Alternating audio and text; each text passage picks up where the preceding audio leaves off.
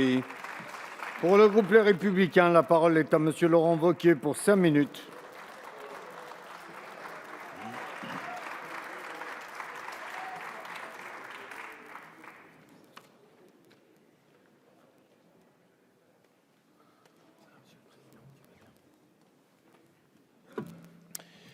Monsieur le Président, Monsieur le Premier ministre, mes chers collègues, voilà presque 25 ans, Philippe Séguin nous avertissait, ici même, dans un discours historique, de l'engrenage infernal dans lequel s'engageait l'Union européenne.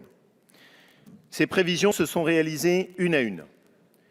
La construction européenne s'est lancée dans une fuite en avant, à la manière d'une tragédie. De nombreuses voix se sont élevées, malgré tous les procès en sorcellerie, et nous avons été nombreux, dans notre groupe, lors des dernières élections européennes, à dire que l'Europe s'enfermait dans une impasse. Mais rien n'y a fait. Rien jusqu'à ce vote du Brexit.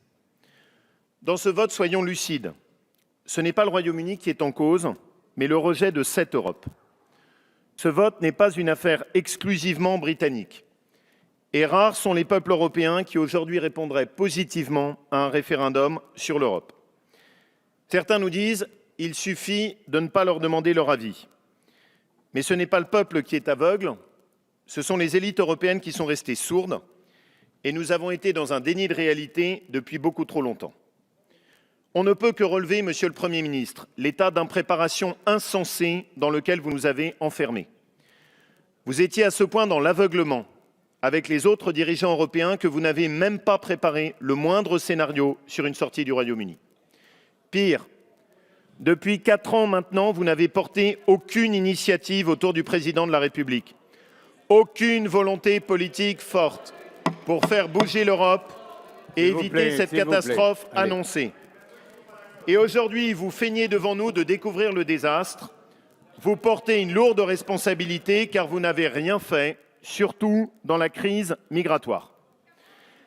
Alors oui, ce Brexit est une opportunité. Car dorénavant, on ne peut plus faire semblant. L'Europe ne marche plus et il faut aujourd'hui tout changer.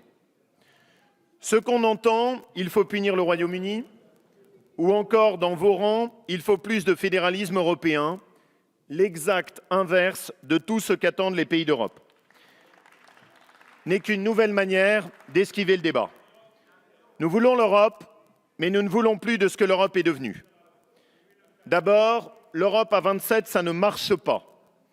Trop de pays, trop peu d'intérêts communs. Il faut recréer un noyau dur efficace avec moins de pays, car on ne fait pas la même chose avec l'Allemagne et l'Italie ou avec la Roumanie et la Bulgarie. Nous exigeons de ce point de vue que le président de la République sorte des ambiguïtés.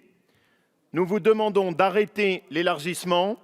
Toutes les négociations doivent immédiatement cesser. Et il faut le dire clairement, la Turquie n'entrera jamais dans l'Union européenne.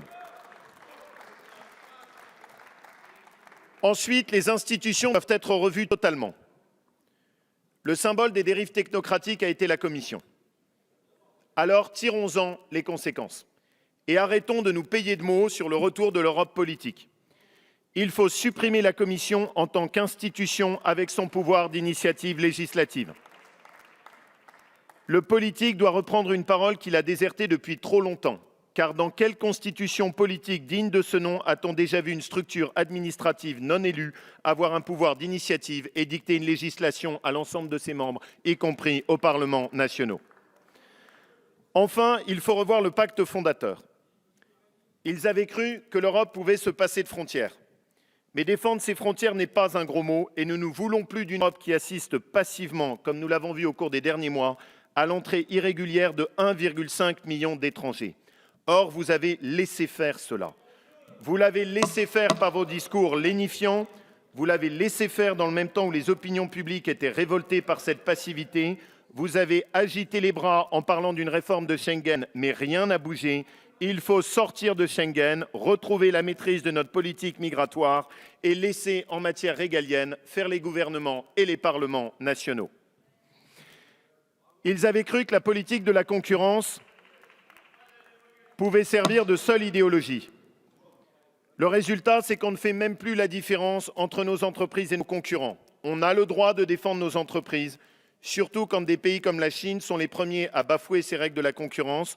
Nous voulons assumer une vraie stratégie industrielle européenne.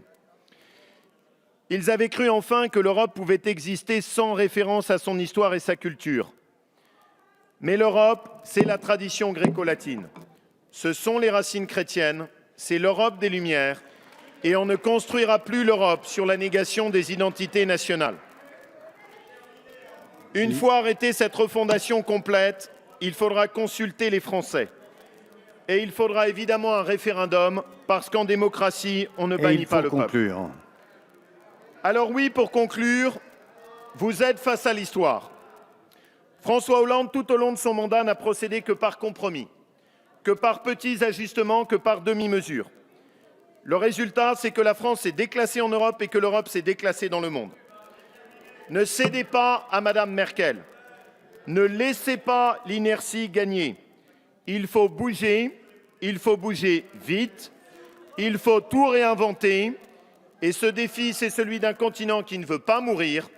Assumez enfin d'être à la hauteur de ce rendez-vous. Si vous voulez l'Europe, alors l'Europe doit changer. Sortez enfin de ces demi-mesures. Merci. La parole est à Monsieur